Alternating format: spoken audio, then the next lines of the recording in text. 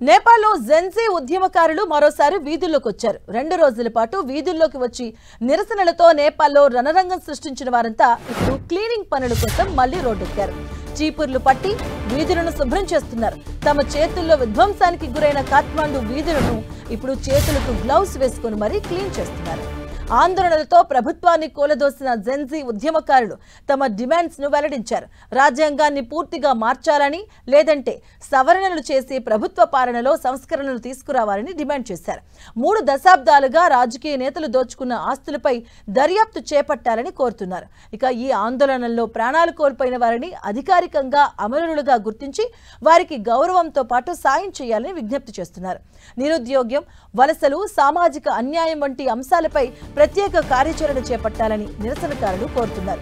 ప్రస్తుతం ఉన్న house of representatives కు వెంటనే రద్దు చేయాలని డిమాండ్ చేస్తున్నారు. వెంటనే ఎన్నికలు నిర్వహించాలని, విద్య, వైద్యం, న్యాయం, భద్రత, కమ్యూనికేషన్ లాంటి కీలక రంగాల్లో మార్పులు తీసుకురావాలని డిమాండ్స్ చేస్తున్నారు.